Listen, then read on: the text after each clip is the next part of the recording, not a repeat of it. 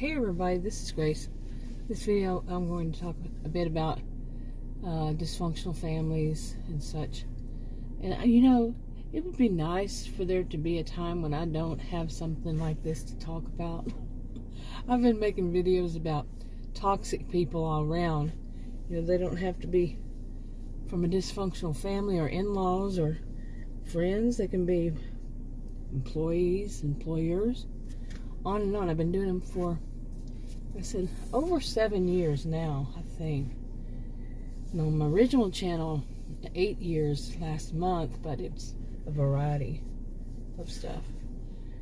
But dysfunctional families, or in-laws, okay? In-laws, I just did a video earlier today about when they, set up a hierarchy, and you're not in their hierarchy. First is them, like say the parents, and then their children, adult children, and then their children, which can be adults. You see the generational like that, and they all come first to any outsiders, and outsiders would be people who marry in. Marry any of them. Wait a minute, hold on. This kind of thing. And they find their ways to make it known that they will have it their way. And you're nothing in comparison to any of them. Anything. Okay. Practically stomp their feet to get away as adults. Their way. But there's more, of course, to these kinds of things, especially when you have a spouse or a boyfriend or girlfriend or friend or whomever, and that you're close to, you're around a bit, a lot of bit, but you're around a lot, and whether it's, like I said, your spouse or whatever, and they just cannot see the truth behind their family members, each one, individually, or the collective whole. They just can't see it. It's as though they're blind to, they can be, they're blind to it. They can be much, there can be grandparent age, grandparents or that age group, retirees, so on and so forth, and they don't see it. They've never been able to see it, Okay, one of the things about it is they might not have to ever see it, to ever face it, especially if they have a, say it's a spouse, somebody who's been, they're older and the spouse has been around, in the picture for years. They can make that spouse, or the family can make that spouse, the scapegoat. And often behind the scenes, the spouse doesn't know what's going on. They gossip and they put that spouse as this and that and all the bad, all the ills, everything that's wrong in the family. They put it on that scapegoat. And like I said, behind the scenes, the scapegoat doesn't even know, but somebody might hint, and they get a hint of it, literally. They get a clue. But so that way they never have to really face it. And one size doesn't fit all in all these, but overall they don't have to face it and say, this person in my family does wrong. This person does, is not good either, and they've done my spouse wrong. But I'm not one to want to see people get what they deserve, and that kind of, like people say that expression, they get what they deserve, because nobody deserves to be mistreated or wrong. I'm not that, type that wants to, get them back. You know what I'm saying? No, I'm more of a, I say my piece and then I'll walk away type. It depends. I don't offer any advice to anybody. I don't give anybody advice, like I said, because these people can be dangerous. So what people do, they have to know their own situation and all that. Like I said, I don't give anybody any advice. But me, it depends on the situation, really. And I think for me, as I get older and all, it is best in a way to I guess keep quiet about it. I've been trying that out for a few years. and keep quiet to the person about it, and let them learn their own lessons.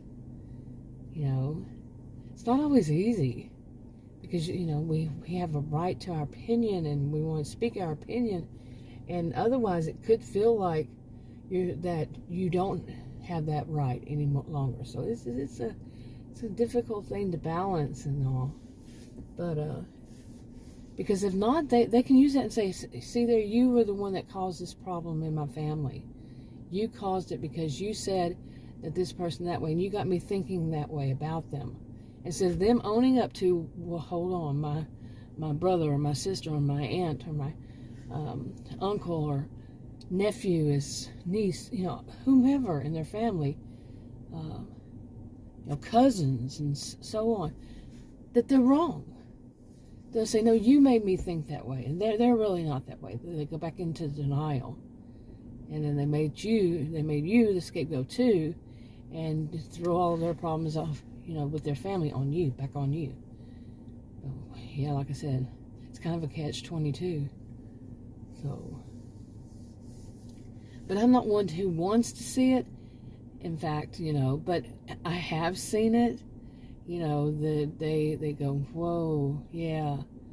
Then a family member starts doing something to them.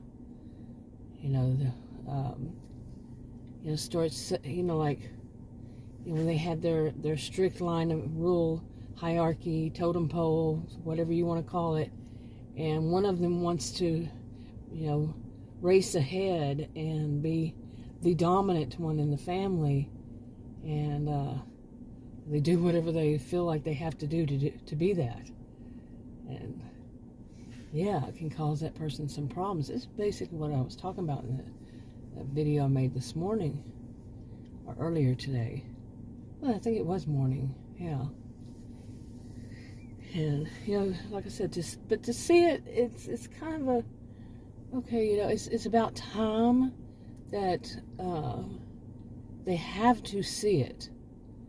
They have to see this. But people who really want, some people who really want to be in denial about that any family member of theirs is bad, they'll find a way to switch back around on somebody else. It doesn't have to be the one they usually use as a scapegoat, as the, whatever. It can be anybody, but they'll find a way. I've seen that far too many times with too many people, in my world, in my lifetime. They will find a way to, that person is an angel when that person is a devil. They'll find a way to turn it back around, so they don't have to admit, hey, I've got a devil in my family, a demon, somebody who's really bad. Or it doesn't always have to be just one. Okay. But no, they'll find a way to make them angelic. Find a way to keep their reputation, because never could anybody in their family, then it comes back around to them, nobody in their family could ever be bad like that. Keeping up, family appearance around others. And sometimes, like I say, if they grow up in that kind of family where that family is all that is important, including their cousins and, like I said, generations, and the other ones are basically outsiders. The ones who marry these people are basically outsiders. Yeah, you gotta feel sorry for the outsiders. The ones that married them, really, because they make them the scapegoat. They're insignificant, whatever it is. They're maybe not all of them. Maybe some just walk away. Because that kind of setup is pretty bad.